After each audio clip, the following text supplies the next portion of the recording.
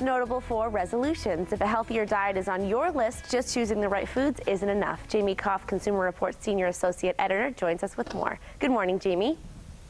Good morning. So you're going to offer us some tips for healthy meal prep. What is important that we need to know?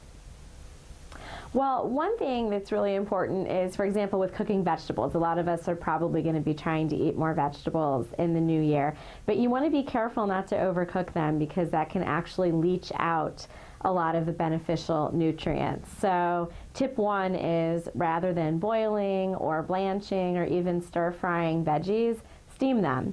That helps keep a lot of the flavor. It keeps things like green beans or snap peas, it'll keep them nice and crispy, and it retains the most nutrients of all of those cooking methods. So you can either use a steamer basket that you can buy in a cooking store or department store, or you can even steam in the microwave. Just use a microwave safe dish and use about 1 to 3 tablespoons of water, just enough to make steam and keep some moisture in there, not so much that you suck out all the nutrients. And you can always use some seasonings to give it some flavor too. Yep, and another thing that we should all be careful about in the new year is no matter what you're preparing, even if it's healthy stuff like veggies, like beans, you want to be really careful about not over-salting. You really don't want to salt stuff before you taste it, for one thing, because it might not really need that much salt. And you just want to be careful when you're preparing and eating foods in general not to overdo it with the salt. It only takes 1 teaspoon's worth of table salt to meet the 2,300 milligrams of sodium that's the maximum recommended for most healthy people. And people with high blood pressure, African Americans, and people with certain other conditions should have 1,500 milligrams or less. So it's very easy to exceed in a day what we're really supposed to get.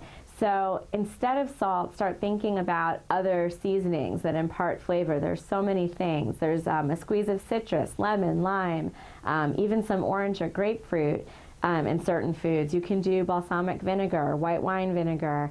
Dried spices like oregano, cumin, and saffron are all super flavorful, and they don't add any sodium at all to the meal. So it's like we really all need to think outside the box a little bit about other ways to give food flavor and stop relying on the salt shaker. That's a great tip. And if we are going to use just a little bit of salt, you know, obviously use everything in moderation. Would you say that there's Absolutely. a certain kind of salt to use?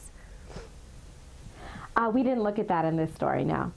Okay, so just keep it, if anything, try to avoid the salt at all costs and use something else for flavor.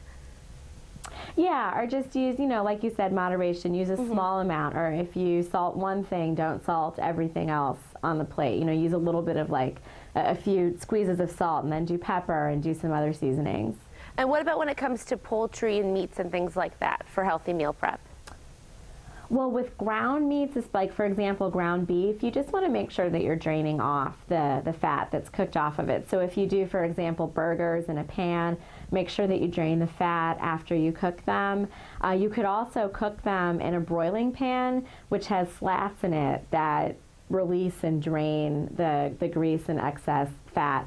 If you're doing ground beef, like for tacos or for a sauce, you want to put the meat after you cook it into a colander, and you can actually take some paper towels and dab at the surface of the meat, and that will soak the excess oil right out of it.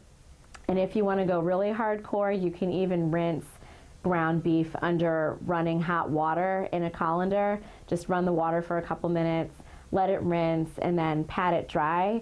A university study actually found that got most of the fat off of the cooked meat, but it didn't wash away any of the B vitamins or the protein or the iron or the other beneficial things in it. But if you don't want to rinse your meat under running water, because I know that's a little bit weird, just dabbing at it with a paper towel is good. Well, it's good to know what you can do to remove that excess fat. That's a really good tip. Is there anything else that we should know?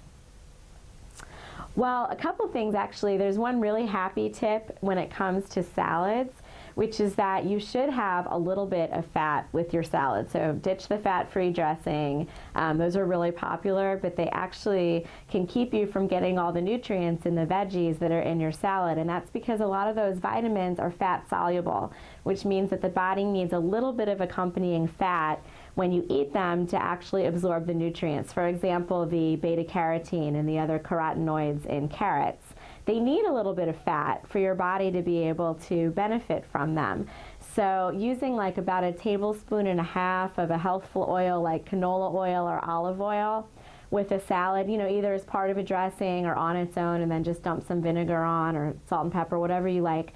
That's actually a better way to eat your salad than using fat-free dressing or no dressing at all, and research shows that. So you can really feel good about doing that. That's good. So a little bit of fat is good. Thanks so much, Jamie, Yep. for all this advice. It's great talking to you this morning. Happy New Year.